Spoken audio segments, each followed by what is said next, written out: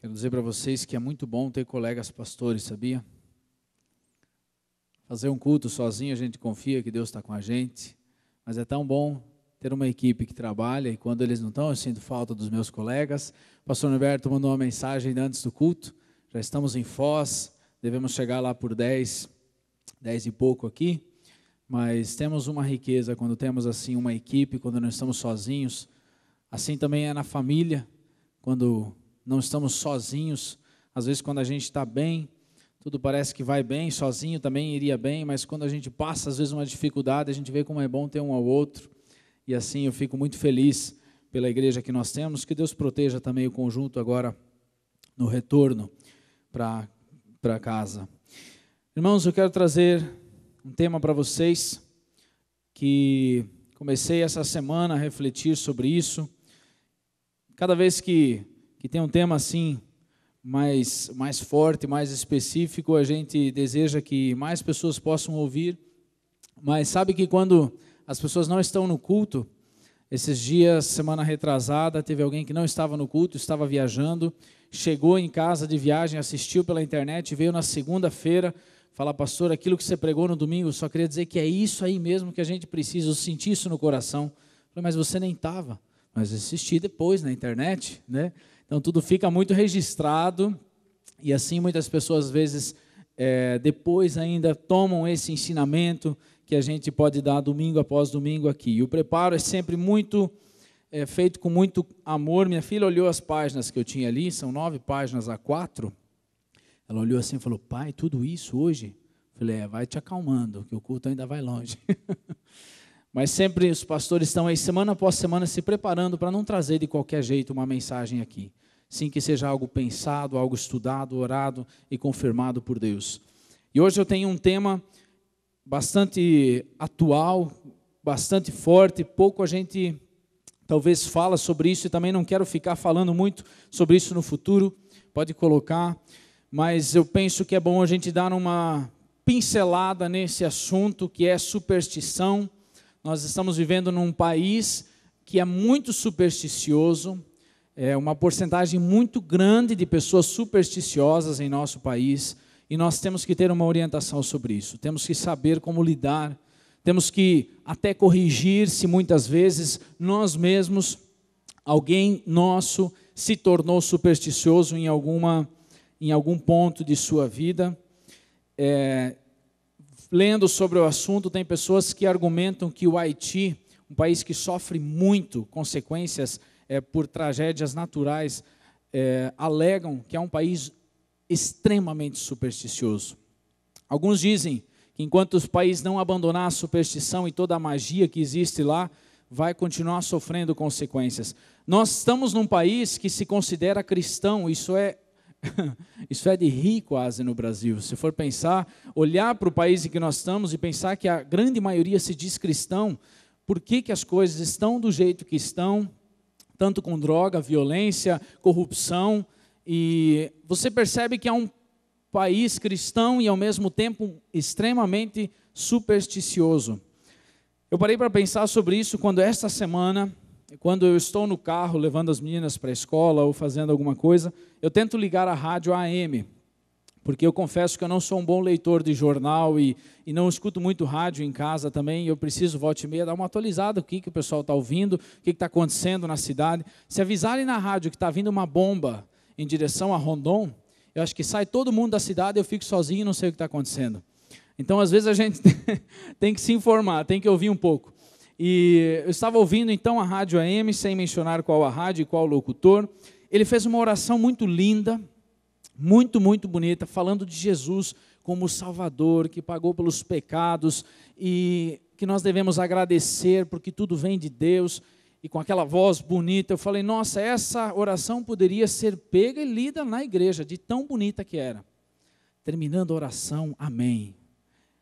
Ouvintes, logo depois dos comerciais, nós vamos estar lendo o horóscopo.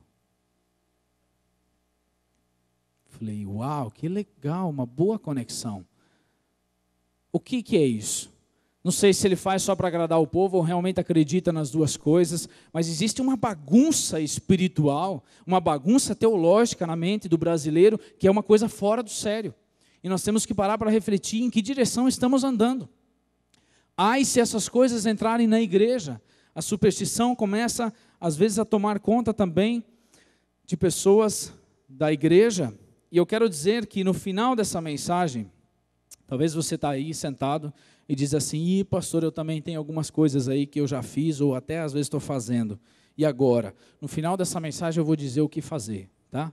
Quero dar explicações bem práticas. Antes, nós queremos ver bem certinho, entender o que é superstição. E uma das definições bem certeiras que eu encontrei é: a superstição é a crença de que certas obras, objetos ou números têm força para dar sorte ou azar. Então, superstição é eu acreditar que fazer alguma coisa, alguma obra, algum objeto ou algum número específico vai me dar sorte ou vai me dar azar.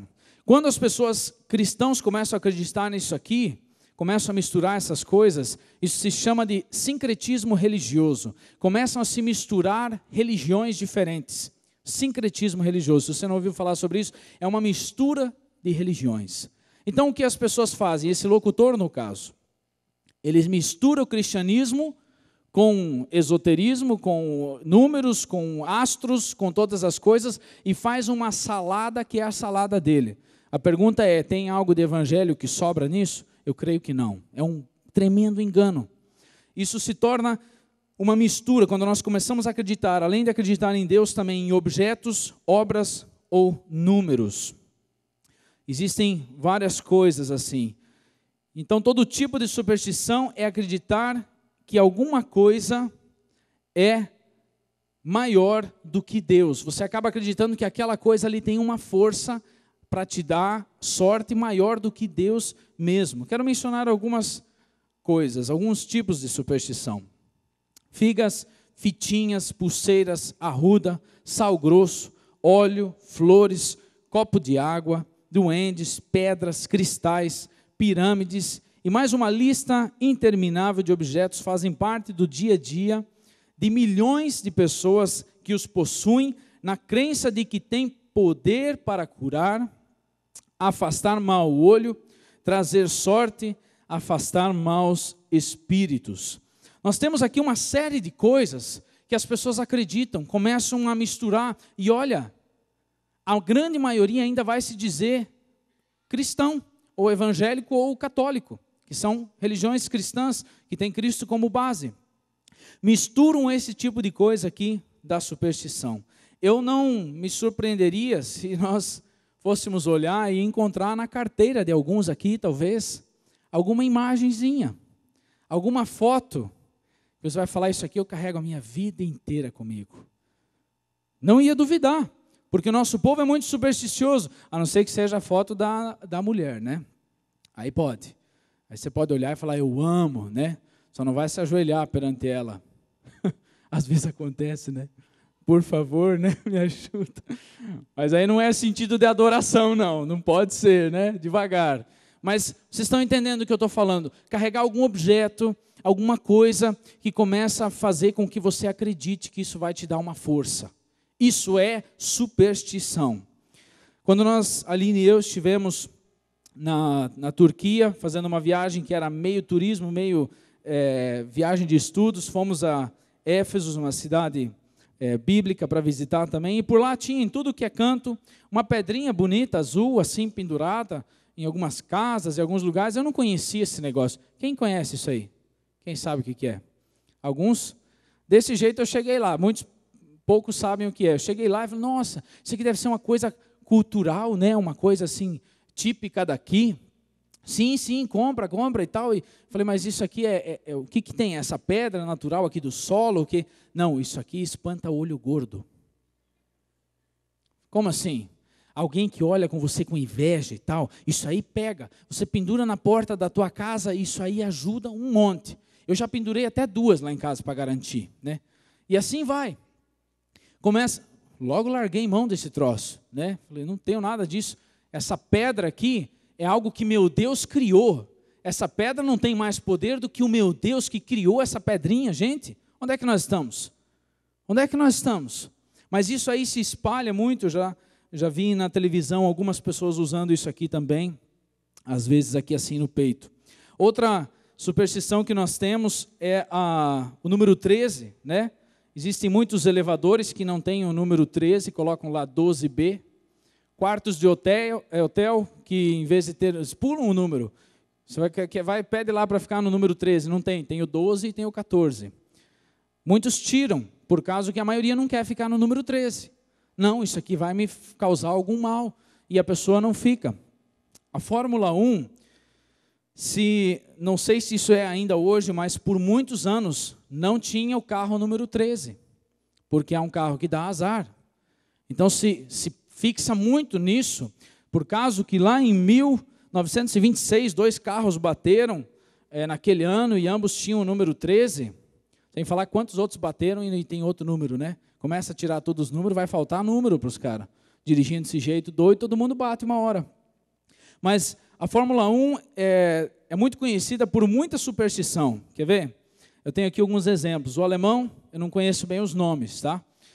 Eu não olho Fórmula 1, mas Sebastian Vettel, alemão, por exemplo, ele não dispensa um porquinho de ouro que leva dentro do macacão. Então, quando o cara está correndo lá, ele leva aquele porquinho de ouro. Felipe Massa, por sua vez, já ganhou fama por causa da mania de correr os 3 dias lá, que tem treino e tudo, todo final de semana, os 3 dias sempre com a mesma cueca. Coitada da mulher, né? Fica de pausa nesses dias, não chega perto. Fernando Alonso sai do carro sempre pelo lado direito. Michael Schumacher, quando enfrenta um jejum de vitórias, costuma levar a esposa para ver se quebrava a maré da má sorte. Então, quando ele não ganhava, daí agora vem a esposa junto, porque está dando azar esse negócio. E as pessoas acreditam assim em uma série de coisas. Nós poderíamos passar aqui à noite falando sobre o que o pessoal acredita, mas não é isso tanto que nos interessa. Só para terminar ainda esse primeiro ponto aqui. Consideram-se superstições aquelas disciplinas sem base na razão ou no conhecimento, chamadas de pseudociências, tais como, mais algumas coisas, a adivinhação, a astrologia, a cartomancia, o curandeirismo, o feng shui, não sei bem como é que fala isso aqui, a geomancia, a magia, quiromancia e tarô. Enfim, uma série de coisas que está cheio disso aí, inclusive por internet, pessoas mandando a foto da sua mão para as pessoas lerem o seu futuro e mandarem a resposta via e-mail. O pessoal não sai mais de casa, está todo mundo ali no Facebook, está na internet, eles têm que dar um jeito de ler a mão para tirar uns trocos, então vamos abrir um jeito de ler a mão online, né? Já tem tudo, por causa que o povo busca, o povo não tem Deus e busca insaciavelmente essas coisas. Por que superstição é pecado? Na verdade, para mim, a lógica já bastaria para dizer isso aqui é pecado. Não precisava nem abrir a Bíblia, você está falando, você está acreditando em outra coisa. É um outro Deus, é claro, mas tudo bem, já que a lógica às vezes não aciona sozinha, nós vamos chamar a palavra de Deus então. Logo no primeiro texto que nós temos, a respeito dos 10 mandamentos, que é Êxodo capítulo 20, versículo 1 a 5, tem ali o início dos 10 mandamentos, a base do judaísmo, do qual vem também o nosso cristianismo. Começa assim, então falou Deus todas essas palavras dizendo: eu sou o Senhor teu Deus, que te tirei da terra do Egito, da casa da servidão. Não terás outros deuses diante de mim. Não farás para ti imagem de escultura, nem alguma semelhança do que há em cima dos céus, nem abaixo na terra, nem nas águas debaixo da terra. Não te encurvarás a elas, nem as servirás, porque eu, o Senhor teu Deus, sou Deus zeloso. Sabe o que diz aqui, zeloso? Alguns até chegam a traduzir isso aqui como ciumento. Deus é um Deus que Ele ama e quer um relacionamento só com você. E Ele não admite que você tenha um relacionamento com o outro. Isso não está muito longe, é só nós olharmos o relacionamento marido e mulher. O que a mulher ia pensar se o marido falar, eu te amo, mas a vizinha também é muito bonita. Estou apaixonado por ela. Não tem problema. A hora que você quiser, eu estou aqui. com a vassoura esperando para te dar uma nas costas, né? Não divide. Nós não dividimos. Quando alguém diz que nos ama e é a nós, então nós queremos esse amor exclusivo, simples, assim é com Deus. Deus não aceita que você ame qualquer outra coisa. Isso é uma coisa abominável ao Senhor. Quero ler mais um texto muito importante. Deuteronômios 8, 9 a 14. Moisés está falando aqui como é que vai ser quando entrar na terra prometida. E a terra prometida estava cheia de gente pagã, que não conhecia Deus. Quando entrarem na terra que o Senhor, o seu Deus, lhes dá, não procurem imitar as coisas repugnantes que as nações de lá praticam. Não permitam que se ache alguém entre vocês que queime em sacrifício o seu filho ou a sua filha, é o que eles faziam, ou que pratique então adivinhação, ou dedique-se à magia, ou faça previsões, ou pratique feitiçaria, ou faça encantamentos, que seja médium ou espírita, ou que consulte os mortos. Continua o texto, versículo 12.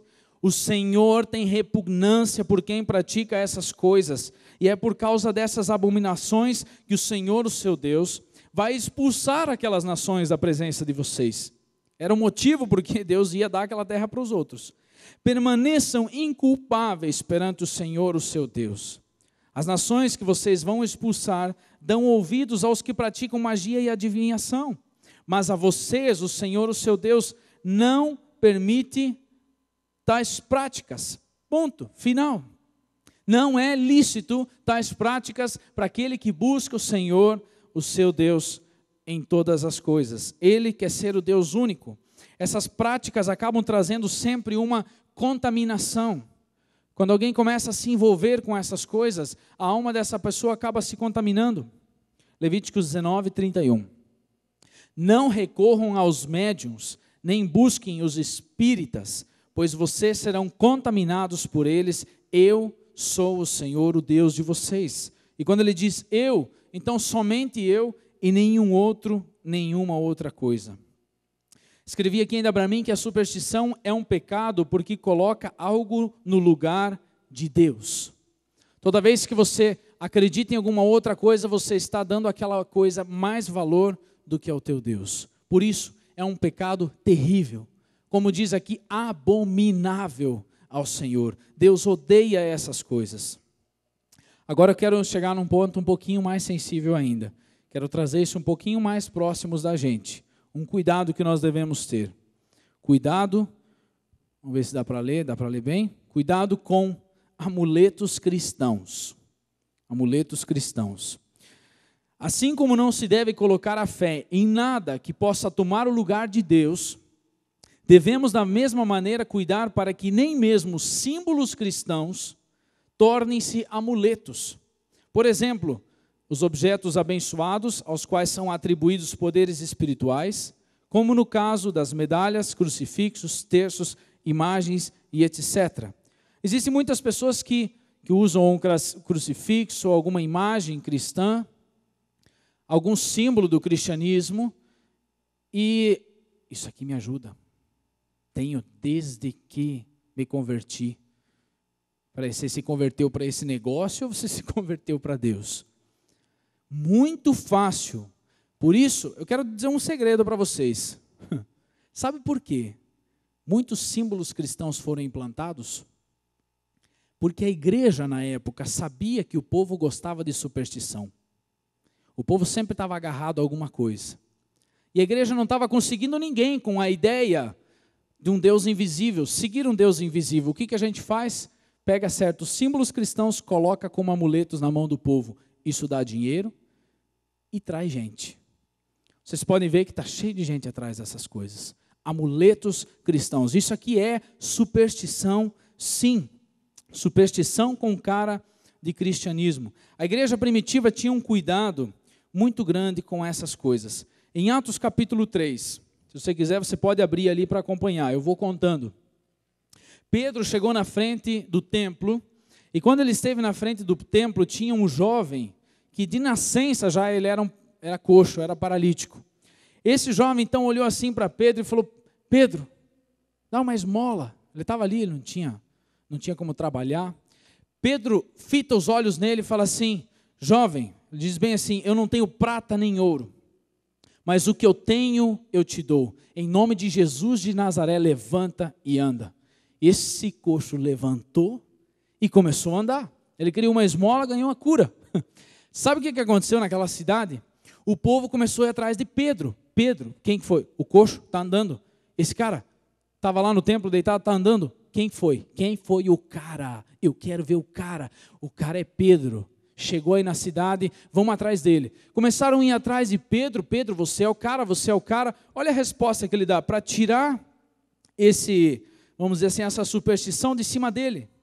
Atos capítulo 3, versículo 12 e 13 diz: e quando Pedro viu isso, que o povo estava chegando ali, disse ao povo: homens israelitas, por que vos maravilhais disto? Ou por que olhais tanto para nós, como se por nossa própria virtude ou santidade fizéssemos andar este homem? É pela fé no seu nome, fez o seu nome fortalecer a este que vedes e conheceis. Sim, a fé que vem por ele deu a este, na presença de todos vós, esta perfeita saúde. O que Pedro faz aqui, gente? Vocês estão olhando para mim como se eu fosse o curandeiro, o cara? Não. Eu fui só um instrumento. O que salvou ele foi a fé em Deus. A fé em Deus foi que curou. E Pedro tira isso aqui logo do misticismo, da superstição. Tem uma outra cena que nós conhecemos também, onde uma mulher está ali no meio de uma multidão, Jesus ensinando, muitas pessoas ao redor de Jesus, e de repente uma mulher toca um manto de Jesus e ela é curada. Ela foi curada. Sabe o que aconteceu naquela cena? Se nós lemos ali, Jesus se volta e fala assim: ei, alguém encostou em mim, alguém encostou em mim. E os discípulos olharam e falaram: ei, mestre, está cheio de gente aí, um monte de gente encostou, que negócio é esse? Alguém encostou em mim porque eu senti que saiu o poder de mim. Diz lá que ela tocou no manto. Aí a mulher falou: ixi, acho que ele vai descobrir, ele vai saber que fui eu que encostei nele. Aí ela falou assim: viu, fui eu que encostei no seu manto. Jesus olha para ela, o que ele fala? Meu manto te curou? Ele fala assim: filha, a sua fé o curou. Vá em paz e fique livre do seu sofrimento. Jesus tira já, em poucas palavras, toda a fé no objeto, ou na coisa, ou naquilo. Foi a fé que ela teve em Deus. Em outras situações, pessoas foram curadas sem que Jesus chegasse perto. Simplesmente ele falou: Jesus manda, e meu filho será curado, e assim acontecia. Portanto, nós temos que cuidar com certas coisas que podem às vezes se tornar um certo amuleto cristão em nossa vida. Quero mencionar mais algumas práticas cristãs que podem, atenção aqui, não me entendam mal, podem se tornar facilmente algo supersticioso, tornar uma fé supersticiosa. Por exemplo, é muito bonito fazer isso aqui, mas não pode ser superstição. Deixar a Bíblia aberta no Salmo 21 para afastar desgraças da casa, né? Ninguém toca nessa Bíblia aqui. Às vezes vem o pessoal que a gente cede a igreja, a faculdade, alguém aqui fala, aí eles param às vezes aqui assim eles ajeitam todo o palco do jeito deles e a Bíblia, pode tirar, isso aqui não faz ninguém mais ou menos santo na minha igreja, não. Pode pôr para o lado lá, usa isso aqui é um símbolo, gente. Agora, a partir do momento que eu coloco lá em casa e começo a acreditar que aquela atitude vai trazer alguma coisa, é superstição, é ou não é? Claro que é superstição. Tinha um amigo meu na Alemanha, ele era meio revolucionário assim, ele ingênuo, ele foi fazer uma mensagem numa igreja bem tradicional. Lá o púlpito era bem de madeira, tinha uma cruz pendurada em cima. Aquela cruz um irmão fez há uns 30 anos atrás. E aquela cruz era a cruz. Era a cruz. E ele queria pregar sobre a cruz. Na hora da mensagem ali, ele precisou de uma cruz de exemplo. O que ele fez? Foi lá, ela era de encaixar assim, tirou a cruz e começou a falar. Mas arrumou um problema para a cabeça. A mulher levantou na hora do culto. Que pastor é esse que tira aquela cruz, que já está ali há tantos anos? Essa mensagem não vai ter como ser abençoada. Sem a cruz ali no púlpito, não. Foi embora. Gente, superstição pura dentro da igreja. O que tem a ver esse pedaço de pau ali com a nossa fé? Estamos entendendo? É por isso que eu gosto de mexer o palco, tira aqui, põe ali. Nunca deixa muito igual, senão a gente já começa a ficar meio esquisito. O cristão é assim. Mexe Mexe, troca um pouquinho, não tem nada a ver. Isso aqui não é nada mágico. O culto, o ambiente, as paredes não é nada mágico. O que é mágico, o que é extraordinário, o que é sobrenatural é a presença de Deus no meu coração, aonde quer que eu esteja. Por isso nós temos que cuidar muito. Eu quero mencionar mais algumas coisas, práticas cristãs. Por exemplo, eu não quero que vocês me entendam mal nisso aqui. Por isso tenho ainda um pouquinho de tempo. Ungir com óleo é uma prática, existem simbologias dentro do cristianismo também, tá? Existe a simbologia, existe a prática de ungir enfermos com óleo. Fazemos, às vezes, em Tiago capítulo 5, diz que quando alguém está enfermo, às vezes numa situação bem crítica, ele deve chamar os presbíteros e na sua casa ele deve orar por ele e ungí-lo com óleo. Bom, muitos acreditam que o óleo, nesse termo, ele é especialmente ainda visto como algo medicinal. Na época não existiam remédios. Alguns acreditam, bom, então era para levar o remédio e orar por ele. Existem outros também que ainda veem no óleo, e se deve, e não é errado, você vê nele uma simbologia do Espírito Santo. O óleo como símbolo do Espírito Santo. Nós oramos por alguém, quando ungimos com óleo, que é uma coisa que não se faz corriqueiramente, até para não confundir o que eu quero explicar agora, nós ungimos com óleo com uma simbologia dizendo o seguinte: Senhor Deus, somente o Teu Espírito Santo ainda pode fazer algo nessa vida. Os médicos já não têm mais o que fazer. Nós estamos aqui pedindo que o Teu Espírito unja essa pessoa. Agora eu pergunto para vocês, existe algum poder no óleo? Claro que não. E se veio de Israel? Trouxe lá de Israel. Normalmente é do Paraguai. Gente, não pode virar uma superstição. Nunca. Nós também fazemos isso, já fizemos, já fomos na casa de irmãos orar quando a situação era difícil, mas sempre deixando claro, nós estamos ungindo em nome de Jesus, que o Espírito Santo venha sobre a sua vida. Não que seja algo milagroso no óleo em si, porque aí, meu favor, agora eu quero um óleo mais potente, pastor, porque aquele outro não funcionou.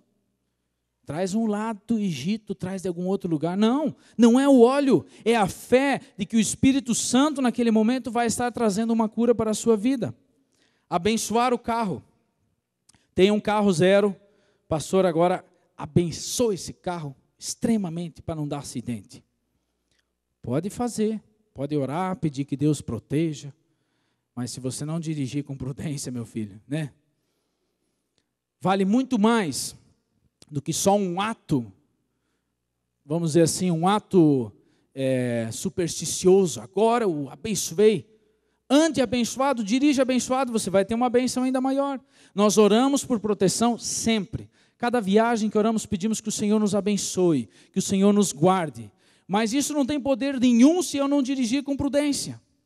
Não é o ato que vai me salvar, e sim a presença de Deus constantemente em minha vida. Outro exemplo, eu conheci um pastor que, ele falou assim para mim, nós estamos com um novo projeto agora, era um outro país inclusive, um país mais supersticioso acho que o Brasil. Ele falou, nós estamos com um projeto Casa Abençoada. O que é isso?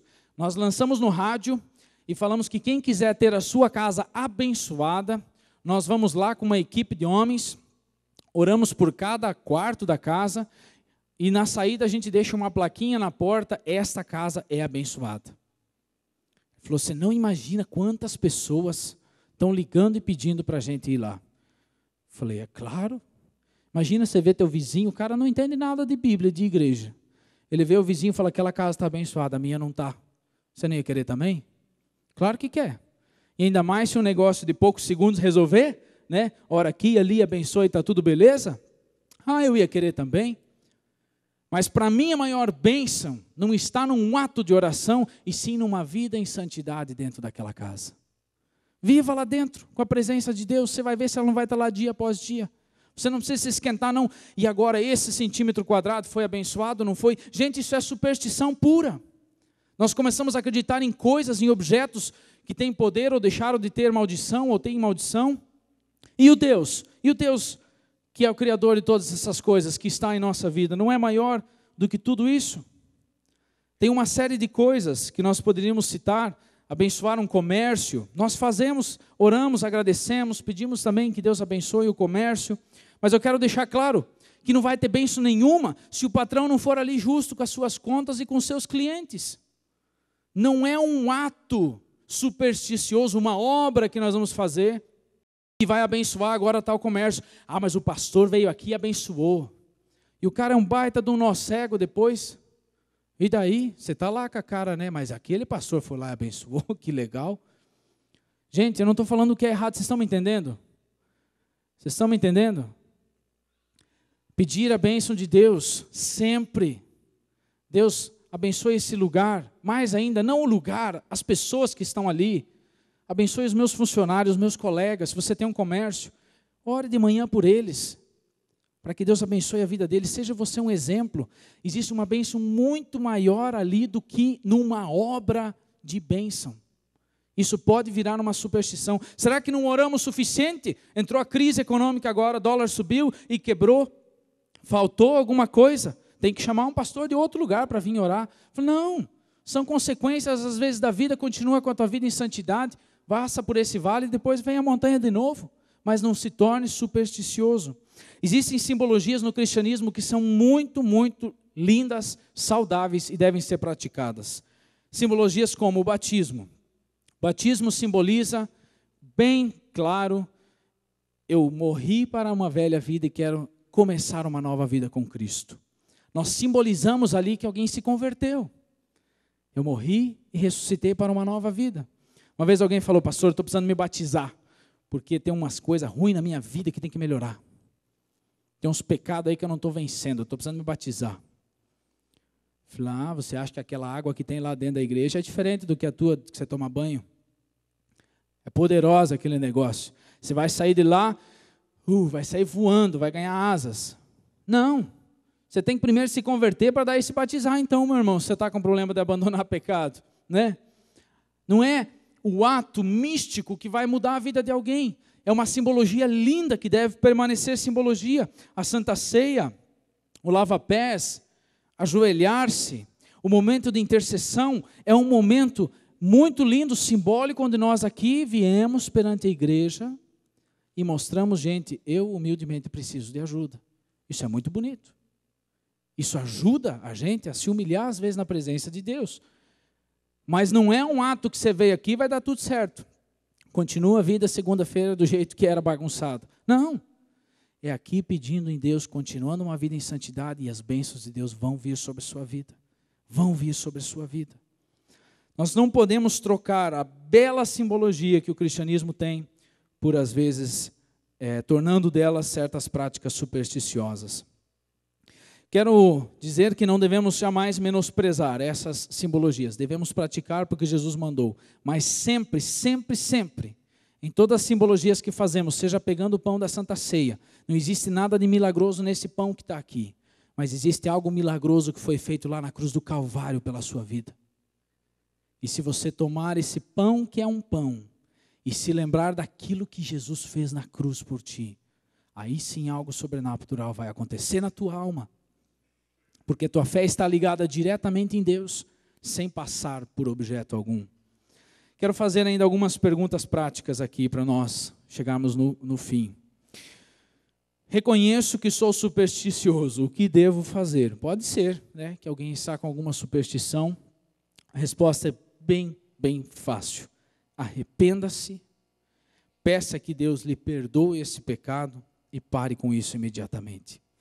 Não tem muito o que fazer. Pastor, vem lá agora me libertar porque eu fazia um negócio lá. Eu acho que estou com o cão dentro de mim. Que nada, meu filho. Deus é muito mais forte do que isso aí. Abandona, para e começa uma nova vida. Uma vez veio um ex-bruxo aqui se converter com meu pai. Ele falou, eu fiz de tudo na bruxaria. O que eu posso fazer para aceitar Jesus? Eu não quero mais essa vida. Oraram, entregou a vida a Jesus. E agora, pastor? Aquele que está em Cristo, nova criatura é. Eis que todas as coisas velhas já passaram, tudo se fez novo. Meu irmão, vive uma nova vida. Ponto final. Uma nova vida com Cristo. Abandone e continue uma nova vida com Cristo. Carrego um objeto ou tenho em casa, o que devo fazer? Se você tem alguma coisa em sua casa, algum objeto talvez que às vezes até alguém te deu alguma coisa e você começou a acreditar naquele troço. Quero dizer que em Efésios, em Éfeso, quando Paulo entrou naquela cidade, existiam muitas pessoas que eram mágicos, eram cheios de feitiçaria, de coisa. Eles tinham muitos livros que eles liam. Sabe o que eles fizeram quando se converteram? Eles eliminaram como demonstração do seu arrependimento. Olha lá. Muitos dos que creram vinham e confessavam e declaravam abertamente suas más obras. Grande número dos que tinham praticado o ocultismo reuniram seus livros e os queimaram publicamente. Falaram aqui, ó, gente, isso aqui não tem poder nenhum sobre a nossa vida, eis que agora quero fazer tudo novo. Pronto. Começa uma nova vida. Se você tem uma coisa, elimine e comece uma nova vida sem essas coisas. Mais uma pergunta ainda. Sou cristão, tenho minha fé em Deus, vamos acrescentar aqui Jesus também, mas alguém fez alguma superstição contra mim. Tenho que ter medo? Escrevi com a letra bem grande aqui. Não, você não tem que ter medo, a não ser que você creia que essa coisinha de superstição é mais forte do que o teu Deus que te criou. Não tem que ter medo. Aquilo que as pessoas podem fazer o que quiser contra essa igreja, pode pôr pinga ali na frente, pode pôr galinha e não sei o que mais, que tudo que fazem, essas coisas não têm poder sobre nós, porque foi o nosso Deus que fez a galinha, que fez todas as coisas. Poxa, isso é palhaçada, eu começar a tremer agora de medo por causa disso? Onde que está a minha fé no Deus Todo-Poderoso? Se você acredita que Deus está contigo, já aceitou Jesus como teu Salvador, e tem Deus habitando na sua vida, você não tem que temer nada dessas coisas. Tem um texto muito bonito que diz assim, ó. E todo o espírito que não confessa que Jesus Cristo veio em carne não é de Deus, mas este é o espírito do anticristo, do qual já ouvistes que há de vir, e eis que já agora está no mundo. Filhinhos, vós sois de Deus, e já os tem vencido, porque maior é o que está em vós do que o que está no mundo. Parecia que tinha alguns lá um pouquinho com medo também, alguns lá com um espírito diferente, uns negócios. Eu tenho que ter medo? Não, aquele que está em mim é muito maior do que o que está no mundo. Ponto final. E eu vejo às vezes cristãos procurando e vem e ora e faz um malabarismo lá para tentar eliminar certo mal. Você está então acreditando que esse mal é maior do que teu Deus, está ofendendo Deus com isso. Toda vez que alguém fizer qualquer coisa contra alguém, leve essa pessoa a Jesus, porque Jesus tem muito mais poder do que todas essas coisas. Aceite Jesus como seu Salvador. O Espírito que está em nós é maior do que o que está no mundo. Eu quero que vocês repitam uma coisa assim bem forte, porque acho que isso aqui é muito importante. Vamos lá, enche assim de pulmão o ar, para a gente estar quase no final. Diga assim bem forte: o Espírito Santo está em mim. Ele é maior do que o que está no mundo. Amém? Simples, é assim, simples mesmo. O Espírito de Deus é maior do que aquele que está no mundo. Deus, nosso Deus, escutem bem, é um Deus invisível, um Deus que não é palpável, um Deus que não se deixa colocar numa estante, nem numa carteira, nem está nas estrelas, pois foi Ele que fez todas as estrelas. Esse é o nosso Deus, um Deus Espírito, um Deus que está presente, mesmo quando não se enxerga. E eu quero ler um versículo muito importante. O Lucas já vai vir para o piano, que a gente já vai finalizar com uma música bem bonita. Ora, a fé é a certeza daquilo que esperamos e a prova das coisas que nós não vemos. A fé é a certeza daquilo que esperamos e a prova das coisas que nós não vemos. Não vemos, mas é real. Tem um outro texto que diz assim: Deus é Espírito e é necessário que os seus adoradores o adorem em espírito e em verdade, sem pegar, sem ter nada que substitua esse Deus que é Espírito. Vamos ler juntos isso aqui mais uma vez. Deus é Espírito e é necessário que os seus adoradores o adorem em espírito e em verdade. Eu quero agora com vocês cantar uma música bem antiga, mas conhecida por alguns. A equipe do louvor pode chegar aqui. Ela diz assim: em espírito e em verdade te adoramos. Não sei se podem ficar de pé comigo. Em espírito e em verdade te adoramos. Talvez você vai lembrar dessa música no tempo da sua juventude, porque ela é bem antiga, e traz essa verdade aqui dentro dela. É assim que nós devemos adorar o nosso Deus, em espírito e em verdade. Ele é o Rei dos Reis, o Senhor. Nós entregamos o nosso viver, Rei dos Reis e Senhor, te entregamos todo o nosso viver, pois que é para adorar Ele que nós nascemos. Vamos lá. Em espírito e em verdade te adoramos, te adoramos. Bem fácil, vamos juntos. Em espírito e em verdade te adoramos, te adoramos. Rei dos Reis, Rei dos Reis e Senhor, te entregamos nosso viver. Rei dos Reis